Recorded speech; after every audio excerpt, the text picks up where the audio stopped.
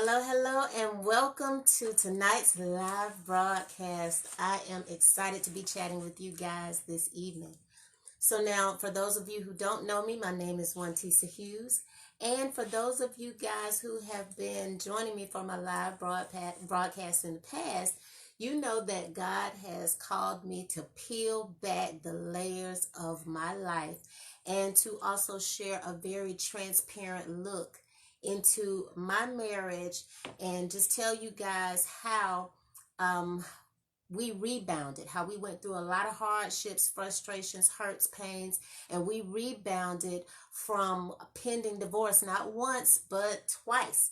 And so, in the process of sharing this with you guys, it gives me real liberation to just really share some transparent things with you guys because we know that the Word of God says that we overcome by our testimony and by the blood of the Lamb. And so by me testifying, I show myself liberated and I'm able to share some things with you guys that will hopefully help you also come out of the hardships and the frustrations from what you may be dealing with when you're facing problems in your marriage. Hey, Suzette. Hey, Dondrell. How you guys doing?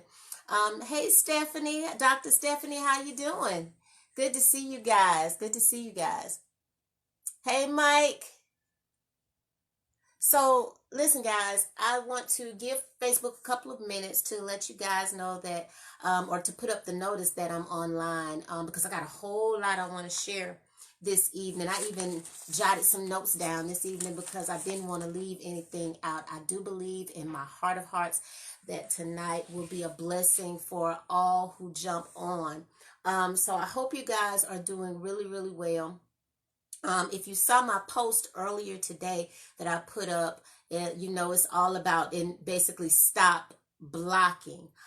So you know that tonight is all about sharing with you guys the real hardship. If you feel like you've been facing some of the same challenges in your marriage over and over again, just seems like you keep experiencing familiar hurts from the past, then I know that tonight will be just for you. Hey, Jimmy. Hey, Myron. Oh, that's my brother Jimmy. How you doing? Hey, Michelle. Hey to everybody coming on. It's good to see you guys joining me this evening. I pray that you are blessed by what I have to share with you guys this evening. So, like I was saying, you know, if you've ever been in a place where you keep going through the same things over and over and over, you seem to figure out why you keep facing these things, why it seems like every time things seem to be going right in the marriage, something happens to take you 100 steps back. I want to really just be very transparent with you guys as I always am, and to let you know that I understand that and that I have been there too.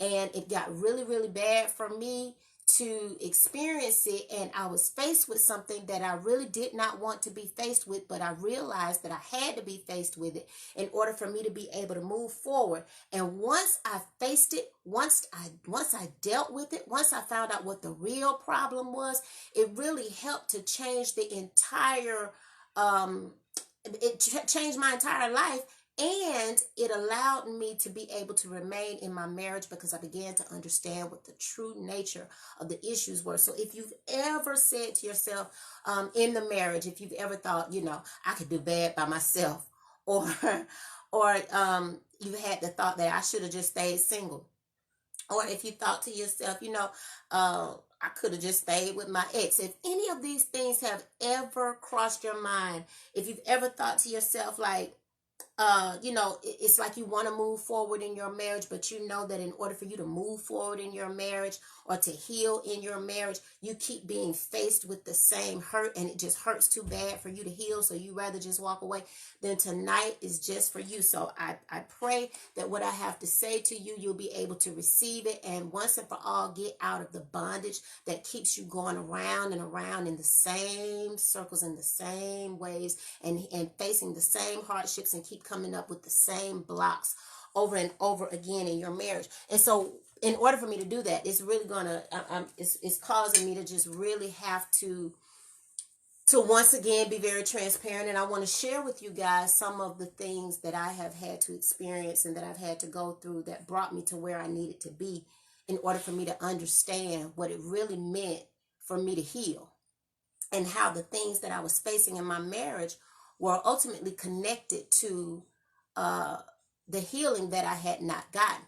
And I was putting a lot of that weight, a lot of the heavy burdens on my husband and our marriage because I had not taken the time to deal with what the real issues were. So, um, let's just let me just it's important for me to share this with you guys because some of you guys have been very, very, very open with me.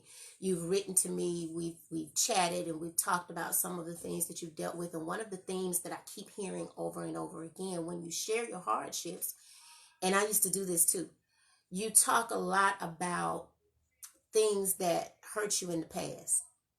And I've heard several of you say many of the things that I dealt with in my past, when we got together, meaning you and your spouse, they knew it. I shared it with them. I told them everything that I had been through, only for them to turn around and hurt me too. Only for them to turn around and disappoint me too. And so because you have been made to feel like the things that you were vulnerable enough to share with your spouse was taken for granted, and dare I say even thrown back in your face, it's like now on the other side of it, when you feel like you may want to move forward in order for you to be able to heal, you're like, it's just too painful for me to heal because the person that I thought would help me heal from the beginning was the person who turned around and disappointed me. And now how can I move forward with this person when we keep going through the same old thing over and over again? So let me just share with you guys what I had to learn in order for me to be able to remain in my marriage. And I know this is what I need to share with you guys. God really placed this on my heart to share it with you because I know that I'm not alone in it. And if you have been feeling like you're alone with it, then rest assured you're not. I understand. And that's what I'm here for, to share it with you guys and to really be that person to sound off to you and that you can sound off to just to let you know you're not alone in this walk. So I'm going to start from the beginning because I've shared with you guys how my husband and I have gone through a lot of things in our marriage.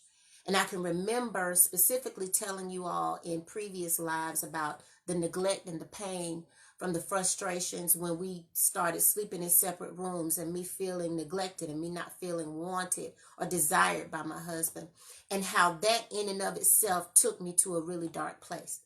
Well, I had to learn where it all came from. So let me just go back to even with my childhood. And I'm really careful about the things that I share as it relates to my childhood and even as it relates to my marriage from time to time, because I understand that my testimony does not need to overlap with the other person's testimony who's involved in what I've experienced.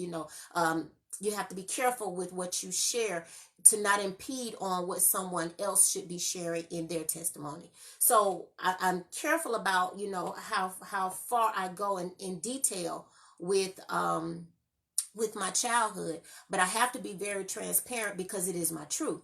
And so as a child, I came from major dysfunction, and I've shared this in times past. I even preached a sermon on this. I remember when I did my initial sermon called "Can You Hear Me Now?" I talked about this, and I talked about dysfunction that God kept me through. And as a child, I was, dealing with a lot of dysfunction where my family was broken apart. My mother and father were no longer together, and I went from being this happy kid to being this kid that was faced with, why am I feeling like nobody's paying me any attention? And I can remember when my parents, broke apart. I remember at one point my mom she went to California, which is where her sisters, my mom's side of the family, many of those members reside, and my mother went there, and I was with my father. And so my father, before my mother moved, I can remember when my father left the home, and as a child feeling so confused about what was going on, because of course that's grown folks business. And I can remember once my mother moved to California and me being with my father, I can remember having maybe about 3 to 4 good years with my dad before he began to complain about a pain in his side. And as he complained about the pain in his side, He would go to the doctor, and then eventually he ended up having to go to Atlanta. He was having surgery, and they found that he had a cyst of some sort that was on his hip. And they were going to do the surgery to remove it. And in less than a month after having the surgery, my father was dead from cancer. So now I'm feeling broken and feeling motherless and fatherless and feeling neglect, feeling the pain of not feeling wanted, not feeling desired as a child. And so I grow up. I move in with my uncle. Many of you guys saw my post about Father's Day because my uncle, my dad's brother, took me and my younger sister in, and I was 17 years old, and I believe she was 8 years old at the time.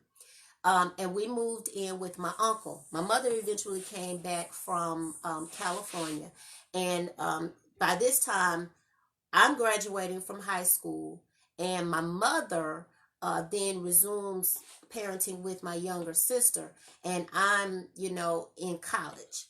So basically, I've now grown up with this what I came to realize was a hardened heart because I'm just surviving, and all of the things that I felt the pain of, you just keep moving. You just keep moving. So I go on, and I'm successful at graduating from college, and all of these things seem to be happening, and I seem to be on the right track, right? And I then start saying what I'll never do. Hey, Barbara. Hey, Delisha. I start thinking about and talking about how I'll never do these things and I'll never do those things because I'm running. I'm running away from not perpetuating the cycle. They say that we're all products of our environment. So I wanted to dispel that. And I said, okay, many of the things that I had seen or experienced, I'm going to be the total opposite from, those things. But they became things that, let me just say this, it's not necessarily who God intended for me to be, it's who I became in order for me to survive. They're like survival tactics. I didn't understand it then, but as I grew and where I am now, I understand it. But all of the pain and all of the neglect and all of the hurt from feeling unwanted was still there. So then I go on and I grow on, right? And I talked about in my initial sermon how God was keeping me through all of those things. And then I end up going into relationships with guys in an effort, hey, Barbara, in an effort to basically just move on. I'm thinking I'm making good decisions. So I get connected with this relationship. And it's not that God told me to get in contact or get involved with this person. I was just attracted to this person. And I had no mindset about how you're supposed to evaluate and look before you leap. So I get connected with this person that I felt like was a really, really good friend to me. And because he was a really, really good friend, I thought we would be great in relationship. And before long, I experienced constantly arguing with this person verbally. He was verbally and emotionally abusive, but I thought he was my friend. And so I thought because he was my friend, surely, he's going to love me and he's going to keep me and he's going to treat me right, only for me to experience being physically abused for the first time. Yes. And so I get away from the relationship eventually out of fear, right? But I always wondered why this person did, why this person hit me, why this person, handled me the way that they handled me. Now, yes, Tanya, God always kept me. He kept me even when I didn't know what it meant to be kept. But I was connecting with people because I was in search of something, yet I didn't understand it at the time. So by this time, I'm moving on and I've gotten past this relationship, but I got past this relationship because I ran from this relationship. Only for this person to find me a year or so later, but when they tried to find me a year or so later, they tried to find me by wooing me. So they found out where I worked, they sent flowers to my job, and all of these things, and I'm feeling fearful, but at the same time, I'm like, oh, you know what? They feel sorry for the things that they did. And because they did these things and they know, I'm a good girl, they're trying to make up for it. So I'm availing myself to hear from this person, but I feel like, okay, but the ball is in my court. So I'll reach out when I get ready to reach out. So I'm going to work each and every day. And I had made up my mind. They had called, left messages, sent gifts, and all of the things that a young girl would think that are great for a person to be making up, to you, how they ought to be doing when they feel sorry. So I'm thinking, okay, I'll go ahead and I'll reach out to him. Hey, James, I'll reach out to him. And when I reach out to them, it'll be on my terms. So I come home from work that evening, and at the time, I still, the answering machine was still the thing. Wasn't no automated voicemail. It was the little micro tape, and I had my answering machine was flashing. It was just I had like multiple like messages, and so each message, some people I hadn't heard from in a while, and so they were just like, okay, give me a call when you get a chance. It's important. Call me back when you get a chance, so forth and so on. And then I remember one of the messages was from the girlfriend of a friend of the young man that I'm telling you about, that I was in the relationship that was trying to make up with me. And she was like, give me a call back when you get a chance. I got something I want to share with y'all, or something I want to, how she said, I got something I want to tell you. So I'm like, okay, well, where is this? Because she don't normally call me like that. Hey, Jennifer. I'm like, she don't normally call me like that. So by the time I get to the very last message, it is the friend of the guy, right? And he wasn't asking for me to call him back. He said, I just wanted to give you a call to let you know, and you may not even care, but such and such is dead. Now, just the day before, this person was calling me, left messages, had sent gifts to me, was trying to reach out to me, had sent cards, had stuff at my doorstep after they had found out where I lived, and was saying, how apologetic they were, and how, they just want to be my friend again, and they're so sorry about the things that they had done. And I made it up in my mind that when I get home from work this evening, I'll call them back. But when I got home, these were all of the messages, and that last message told me that that person was dead. And went on to say on that message that they were killed last night, i.e. the night before. So the day that they were calling, trying again, leaving messages, they met their fate that night. And here I am, sitting back, broken and somewhat hopeful, and thinking that we're going to reconcile because they realize that I'm worth it. Remember all of the neglect and the pain that I was feeling. This person, he finally realized that he was wrong, and so we're going to work it out. Only for me to find out that this person had been killed. So the pain that I had gone through in trying to heal from that, because I felt so broken, because the one person at that point who I loved and who loved me, even though they had done wrong and they hit me before, they realized they were wrong, and now they're trying to make up, and they're going to do everything. In my mind, this was the person that I was supposed to be with, and now all of a sudden that person is dead. They just got killed. They were, somebody tried to rob them and panicked, shot at him and two of his friends, and out of the three of them, the other two were shot, but he was the only one who died. What am I supposed to do with this? How am I supposed to handle this? Person I had known for years as friends, we were good friends, and then we decided to work on a relationship. He knew my father before my father passed away. He knew all of the dysfunction that I had come through as a child, which was why it bothered me so much when he physically abused me. But he realized the error of his ways, and now all of a sudden, I'm trying to wrap my mind around the fact that the reconciliation that I thought that we were going to have, it'll never happen. He's dead and gone. Why in the world is this happening to me? Why is the person that I love and that I'm supposed to be with, they're dead? Why am I experiencing all of this? God, what's going on? What just happened? So my mom and my sister, they accompanied me to the funeral. It's like I'm the family member the whole family knew of. I'm like a widow. I'm in black. I'm sitting with the family, and I'm going through mourning and all of this stuff. But I got to bounce back. Life goes on, right? So my next relationship was someone who seemed to be just like him. Isn't that funny? So I thought the best thing for me to do, I'm going to keep moving on. So I get into another relationship. This person, oh, he loved me so much so. But guess why I thought this person loved me so much? Because one day he told me if he couldn't have me, nobody could. I didn't know that was a red flag.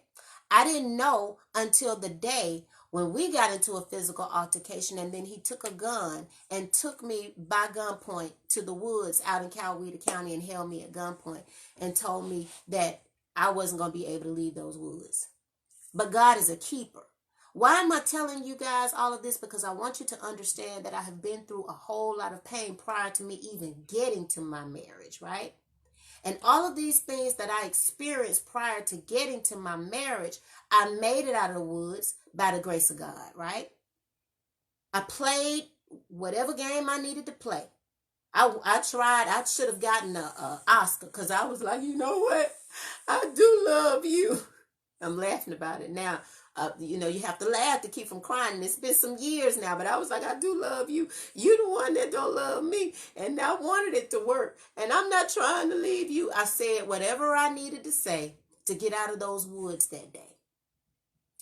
That person ended up, I had to call the police. I was able to, get out of the woods that day. They thought we were going to go on to be happy. And the first opportunity I got in my car and I sped away. I went to my home. I locked myself in my house. That person showed up. They were on the outside. They knocked out all of my lights all around my home and they were beating on my door and trying to find ways to get in. I called the police, and it was taking the police forever to get there. But when they got there, I could hear the scuffle against the garage and all of the, this is what was going. Then the next thing I know, the police is ringing the doorbell, and I look out the window and I could see that they had gotten this person inside the squad car.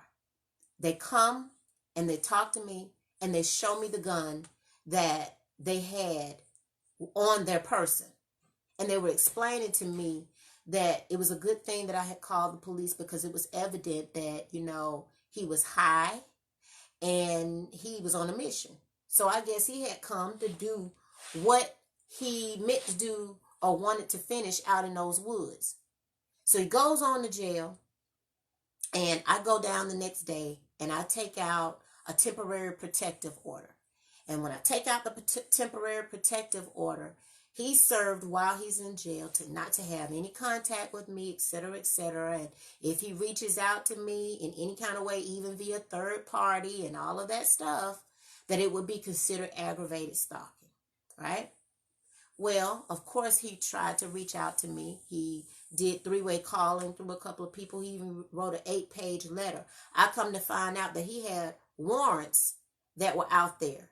And he ended up going to prison for other stuff, but pled guilty to the aggravated stalking, which they tacked on an additional 5 years. So now I'm still going through the pain of trying to figure out, why does this keep happening to me? Again, why am I sharing this with you guys? Because as you just continue to move on with life, and life happens, and you go through different things, you start wearing the banner survivor. You don't want to be thought of as anybody's victim. But you see, when I experienced that situation with that young man before his sentencing, they had allowed him to bond out of jail. And I didn't know where he was, whether he was coming back, what was going on. So I was no longer going to be caught off guard. And so the one who kept seeming to be abused was no longer going to be abused. They were going to be the abuser if needed to be. It was either going to be me or you. So what do? I say, okay, I'm going to protect myself. So I go and I make sure I get licensed and I get me, my firearm, and I'm going to do everything I need to do because nobody's going to hurt me ever again. That'll never happen. This person will never hit me and I'll never go. And all of these things are all of the defense mechanisms and all of the things that I am starting to do because I'll never be put in that predicament again. And every time something is happening, I'm just moving on. And why am I just moving on? Because life goes on. And I'm a survivor. Right? Again, why am I sharing this with you? Because eventually, I got married. I met this wonderful guy, and he swept me off my feet. And you guys have heard the story. But it was because I gave my life to Christ, and I started focusing on myself. And as I started focusing on my growth and started walking in the direction, I started focusing on my career and making sure that, I was educated and I was doing all of these things that I needed to do. I bought a home in my early 20s, a nice dwelling that was big enough for a family. I had my own home, and I had 2 cars in the garage, one that I owned and one that I was paying on. Oh, I was a hot girl. I had it going on. At the time, that was the song that was out, Juvenile and all of them. That I'm a hot girl. I had it going on, okay? Because I was focusing on me. And then I got to the place where I was like, I got this home and I got all this stuff going on. And the only thing that's missing is a family. So I began to pray. And I began to tell, God, what my desires were. And I wrote this long list, my desires and my wants, and what I would consider the things that, I didn't want, what weren't negotiable. Like I'm not going to settle for this or that. And I don't want what I had. And these are the things that and I wrote all of that out to God, and I folded it up and I put it away. And 2 years later, everything that was on that list is what I got in my husband, right? I would say everything, with the exception of probably like one thing. Now, there are some things that I did not specifically go into detail about, but the things that I wrote down, you got to know that God is a rewarder of those who diligently seek Him. So as I grew, the things that I had overcome, I had a desire for what I wanted, and God gave me what I desired, right? And then the very first time we got into an argument, the one who's not going to be the victim, I'm bucking because I've been there before, and I'm going through this and I'm going through that. Why is it that I keep running into the same situation now, even in my marriage? Why is it that when we experience turbulence in our marriage, I'm taken all the way back in my mind to the things that I have come through, and I refuse to ever go through again? Why is it that I keep getting hurt over and over again? I'll tell you why. And that's why I wanted to share this with you guys, because many times we are in situations and circumstances in our marriage that we prolong because we simply refuse to heal from the past.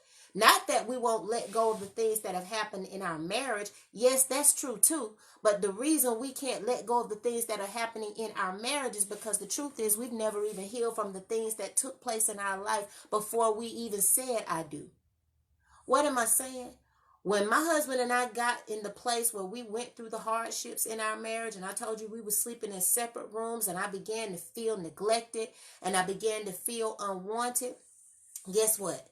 That was a painful reminder of my childhood when my family broke apart, and I felt like my mother and my father weren't really trying to be there and didn't want me because they were going through the things that they were going through, and they were doing the best they knew how to do.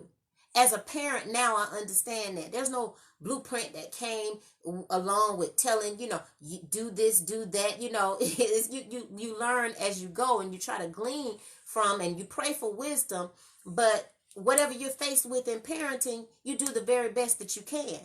But it was a reminder to me of the pain that I felt when I was a kid. So that little girl who never healed from the feeling and the pain of being neglected was still right there. But now she's grown and she's married. What do you do with that? How do you not take it out on the person that you're with? How do you not allow that to affect you in a way that when you're in a marriage to someone who you feel like ought to be bringing you joy and making you happy, they're reminding you of your past? Okay, so fast forward to the verbal arguments and the things that I told you guys we experienced when we were verbally abusive to one another and emotionally abusive to one another. And now here we are in a place where Because remember now, I ain't no punk. I ain't going to be pushed around, and I'm not going to go through. Not that he was even trying to put his hands on me, because those of you who have seen my husband, you know my husband is Marine. If he wanted to take me and ball me up physically, he could. Now, I ain't saying he wouldn't have a sure enough fight on his hands, but what I am saying is, physically, the man is bigger and stronger than I am. But because I had experienced the things that I had experienced in the past with the physical and the verbal and the emotional abuse from previous relationships, I wasn't going to let it happen to me in my marriage. So guess who the first one was to jump up and be physical? Me. Why? Because I had not healed from the verbal, emotional, and physical abuse from the past relationships that I had. Why can't I get past this pain? Why is it that I'm sitting here in my marriage waiting for my husband to understand his wrong and then say to me, I apologize? Why? Because the ex-boyfriend that I had, that I thought so much of and that I thought I was supposed to be with, you see, he was very apologetic for mistreating me. But before I got the opportunity to receive his apology, he was killed. Right before that. So in my mind, you ain't sorry unless you tell me you're sorry. You're not apologetic unless you say you're apologetic. Because in the past, that's what needed to happen. I had to learn, y'all, that forgiveness really isn't about the other person. It really, really is about you. It's about freeing you. So even in the confines of your marriage, when you're faced with hardship, and don't let anybody tell you that you're not going to go through things in your marriage. People have been married for years and that seem to be good. They have stuck together and gone through the hardships. Every day has not been on a bed of roses. But they stuck and they stayed and they went through what they went through. And so when you go through things in your marriage, you got to learn to go through the things in your marriage and not bring the things from your past in your marriage and require your spouse to pay for the things that they had absolutely nothing to do with. I've learned, y'all, that the reason why God kept bringing me to this place of pain that I kept seeming like I had to keep revisiting, couldn't understand why, had the thoughts I could do bad by myself. You know, if I got to go through with you, I could have just stayed single. Or better yet, I could have just stayed with my ex. You ain't treating me no better. I ain't feeling no better than I was with my ex. You know, all of these things are in my head. And they're in my head because I have not healed from my past. And so rather than me stay and stick it out and really heal from the things that hurt me, I'd rather just cut it out, get lost, cut it short and walk away from my marriage. And the reason why God kept taking me to that place was because in order for him to heal me, he had to take me back to the place that hurt me. That's what I want you guys to understand. That's really what I really, really, really, in my heart of hearts, want you to understand about constantly running into the same brick wall in your marriage and being reminded of the pain from your past.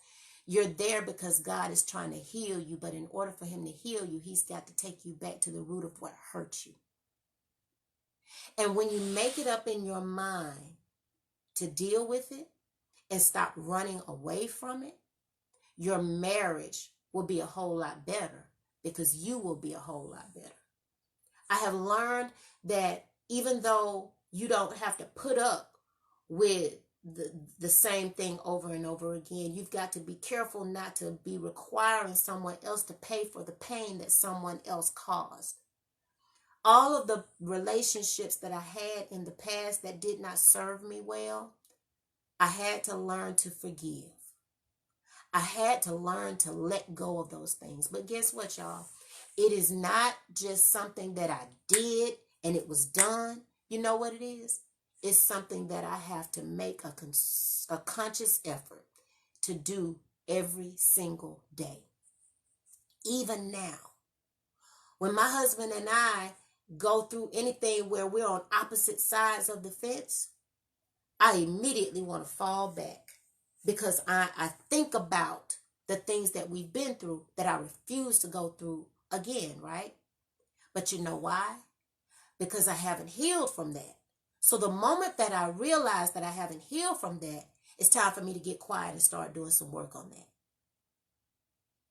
It's not the time for me to just say, okay, I'd rather just leave. It's time for me to say, let me really deal with what it is that's bothering me. Let me really look at what the issue is. And it could really be him. It could be. But before I bring it to his attention and go through whatever it is I got to go through with him, I got to deal with me first. I got to deal with the things that I need to deal with first. So guess what I had to do? And this is what I wanted to tell you guys that I had to do in order for me to get past it, and really what had to happen in order for me to even still be in my marriage. This is what I was telling you guys. Remember I said I took some notes. Angie, you say you're talking. I'm being as transparent as I can. Barbie, you said this message is so good for even as a single person. I'm really learning about God's healing. God's healing is the only kind of healing. We can't heal ourselves, because if we could heal ourselves, we would. We have to go to him and lean on him and ask him to help us to get past the things that we have experienced in the past. But I'm telling you, in order for him to heal you, he's got to take you back to the things that hurt you. And that's a hard place to be, because when we get past those things, we want to be done with them. We want to do the Heisman on them. We don't want to revisit those things over and over again. And we definitely don't want to enter into a marriage or be in a relationship with someone that we're supposed to feel safe with, and they keep reminding us of those things. But we got to learn to let every man, every woman celebrate their own party. So I'll give you an example. I don't know if you guys have seen, and if you haven't, please, because everybody needs to see it. If you have not, and it's on Netflix, the When They See Us, is the little docu-series, or the little mini series docu-series about the Central Park 5 situation back in New York that happened back in 1989 with the 5 little boys who were accused, prosecuted, and incarcerated for the rape of a Caucasian jogger in Central Park. They are now known as the Exonerated 5, after having their lives taken away from them and being placed in prison for a crime that they did not commit. And kudos to Ava DuVernay for doing this, for allowing us to see the story of those young men.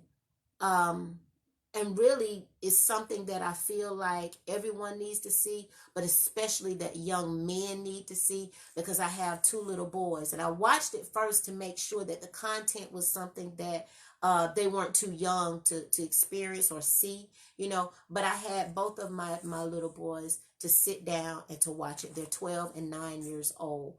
And because I wanted them to understand the magnitude of what it's like to be Black young men in this country, and how 1989 is not that far away. So kudos to Ava DuVernay for that. But the reason I bring this up is because one of the young men, now all of the young men, they've sat down with Oprah since the airing of the docuseries. And that's now been placed on Netflix as well. So those of you who are looking for, something to binge on, I advise you to go ahead and watch that 4-part series, and then go on and watch the interview that Oprah has done with the Exonerated 5 and the characters that are the young men that played those characters, and those who were all involved in the making of that. But the reason that I bring that up is because when Oprah was interviewing the 5 of these men, after everything that they have gone through, there's one in particular. There are a couple. Of course, Corey Wise stands out. I don't know who could go through that, but I digress, because I want you guys to see it for yourself if you haven't seen it. But there's one of the young men, Antoine McCray. They talked to Antoine McCray, and most of them, if you don't know, at least 3 of the 5 live right here in Georgia. 2 of them, I think, here in Atlanta, another one somewhere on the outskirts, and 1 in Jersey, and then Corey Wise still resides in New York. And they were all given a substantial amount of money, but the money that they got, they ended up, of course, having to split it. But nothing can pay for what they lost and the things that they went through. But there was this one young man in particular, one of the young men, his name was Antoine McCray. And as Oprah was interviewing them, what began to really ring evident to me was that he was a broken man because he had not healed from the pain of his past. And it was depicted in the show or in the movie. But when they talked to him, he began to talk about, and if you haven't seen it, again, I don't want to tell it, but there's a situation where his father played a major role in what seemed to cause him to end up going down that road to where the police had the opportunity to really take advantage of him. And rather than his dad protecting him, it put him in a worse situation to end up, having to go down that road and be imprisoned for the majority of his life, really. And so when they talk to him, he's now married with, I want to say, I think 5 kids, three boys and 2 girls. And Oprah specifically asked him, now his father's deceased, right? I have to put that out there. His father's deceased. His father died. He got really, really ill and he died. And Oprah asked him, did you forgive him? Have you ever forgiven him?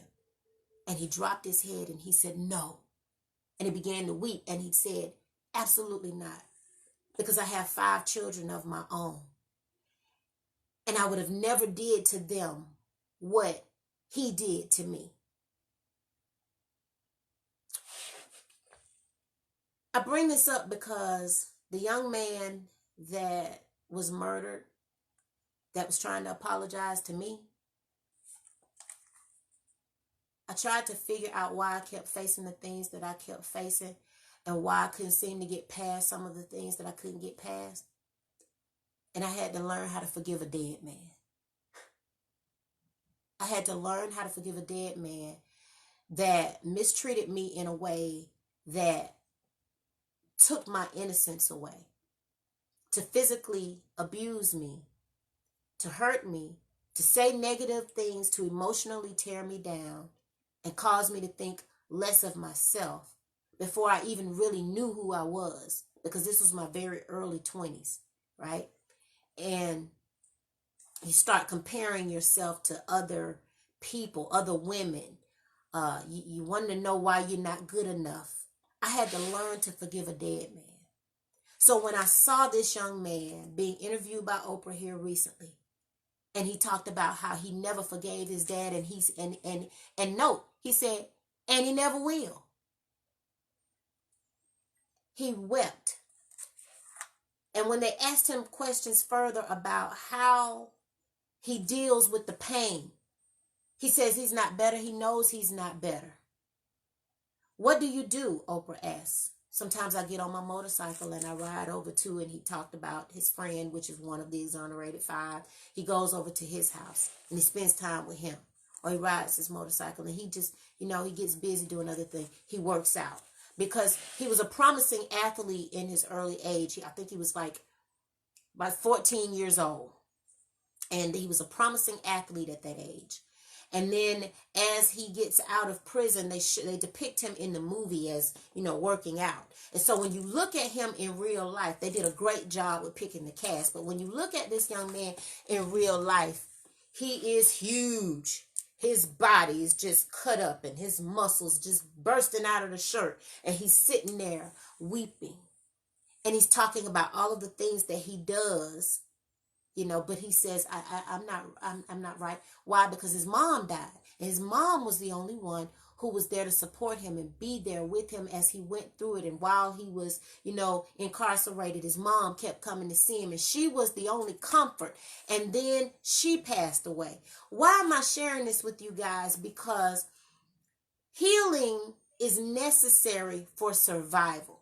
You talk about being a survivor. When I said I kept moving on, I kept putting those things past me, and I kept moving on, and I became a survivor, and I was no longer a victim. But you see, without healing, you're still in a place of pain. Because everyone who may have offended you, who may have hurt you, who may have made you feel a certain type of way, you're looking for them to come and beg your pardon and make amends to you. But if they never do, what does that do for you if you never hear "I'm sorry" from someone else? You keep blocking your blessing. You keep blocking yourself from moving forward. My message is about you no longer living in that. Stop blocking. You keep looking at your spouse and you're in your marriage and you're thinking that it's the person that you're married to, and you think, well, you are supposed to make me better, but you keep pulling me down. No, they're not pulling you down. They're celebrating their own party. They're being who they are. They have nothing to do with what happened to you and what someone else did to you. What I mainly want you guys to understand is that in order for you to be able to move forward in your marriage, you've got to face what hurt you in order for you to heal. And in order for you to heal, you've got to be intentional. You got to go back to the place where you were hurt. You've got to get to the root of the problem. You got to uproot the issues. You got to fall down on your knees, even lay prostrate on your face if you have to, and ask God to help you to heal. Because failure to heal from the things that happened to you in the past will keep you hitting that same brick wall in your present, which is going to hinder you from getting to the promise of your future. By me dealing with those things, I was able to rebound from a pending divorce not once but twice. I am still in my marriage with my husband, and I have been able to see him give his life to Christ and turn completely around. And guess what? We did not leave a legacy of divorce to our sons. We have 2 boys who we are raising, who get to see their mother and their father working together in a household together to raise them, in an effort to make them stronger, so that they too will one day, it is my desire, my hope, my prayer, that they will grow up and that they will perpetuate the new cycle, that the chains have been broken because I stopped blocking and I decided to face what hurt me in order to heal me. There's a book that I want to recommend to you guys that helped me in my efforts when I needed to forgive the dead man. When I needed 2 dead men, actually. When I think about it, it just dawned on me. My mother, who is alive, and we have a decent relationship. She's a strong woman. And the things that were broken in the past are healed and continuously healing each day. My father is deceased. He passed away when I was 17. So when I talk about forgiving the dead man, I now realize that I had to also forgive my daddy too. Because the things that he and my mom went through while they were consumed with what they were dealing with, here's little Tisa falling by the wayside. Just trying to survive and get an understanding about what in the world is going on around her. And then he's my constant. He's the parent that I lean to. And then God decides to use cancer to pluck him up. And here I am feeling like everything that I love and everything that I try to attach myself to and that should love me back, it dies. It either leaves on its own or it dies. So then another defense mechanism became, I'll never love that way again. I'll never put myself in a predicament to be that kind of vulnerable again to where it hurts me to the core. And guess where I carried all of that into? I carried it all into my marriage. And I get married to a man who, though he had his own issues and his own shortcomings, and we were destined to deal with hardships in our marriage as hardships come in the marriage, I just ain't gonna love like that no more. Because I know what it feels like to love and to be vulnerable and to be hurt and to be disappointed.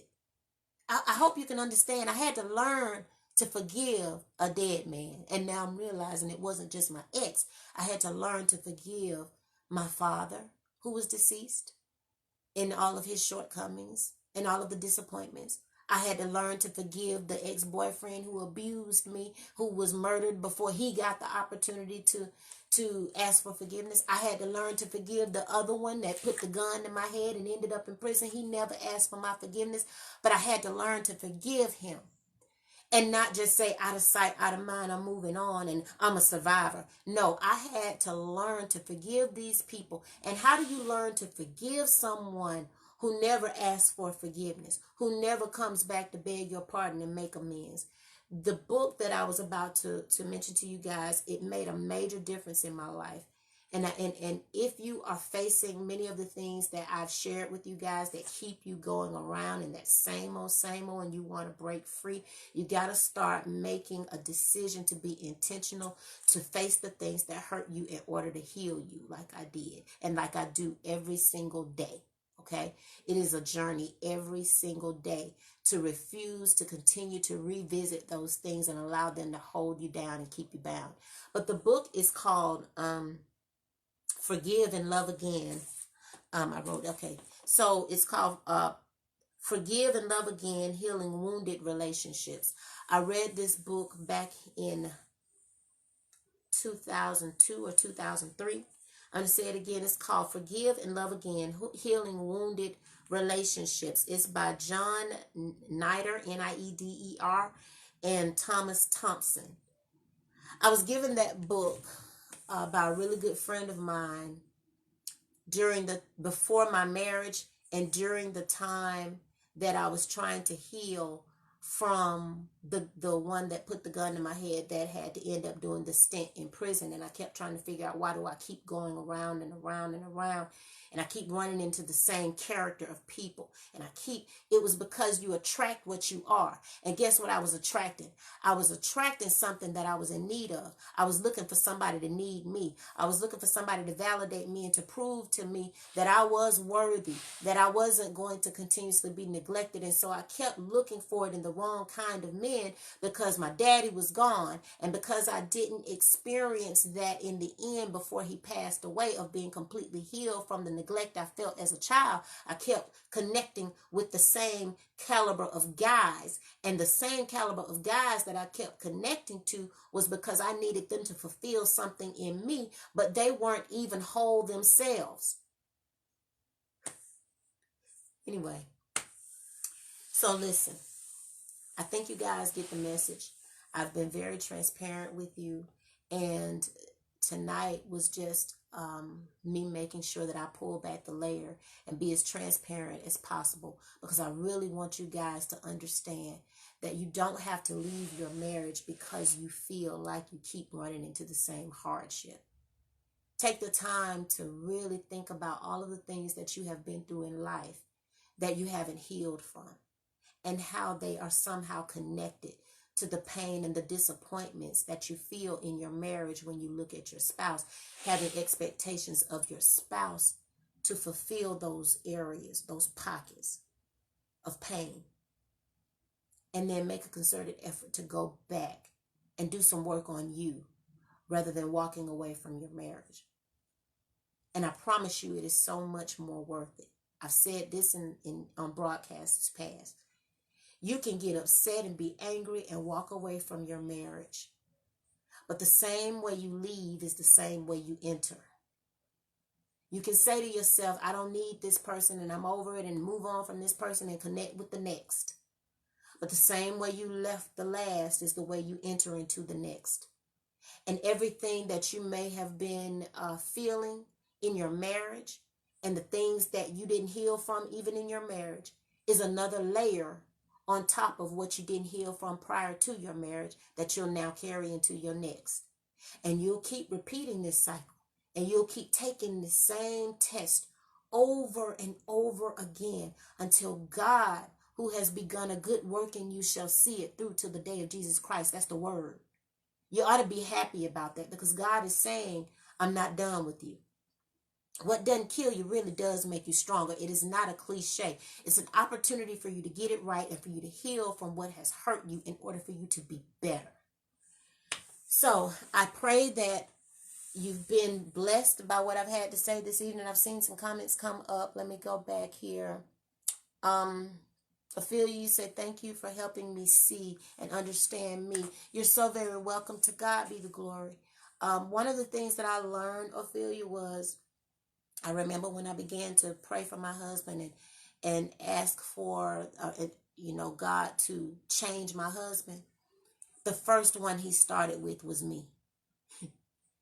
So before we start asking God to change other people, or when we decide that that's what we want to do, we have to understand that before he starts to change the people that we're asking him to change, he's going to require some things of us. And so it's best that we look at the things that we need to look at in order to ensure that we're being our best selves for his glory, in order for us to be able to receive his best blessings. Because it's true, he's not going to bless mess. I've heard it so many times, and sometimes we say things and it's like, it's cliche, but it really is real.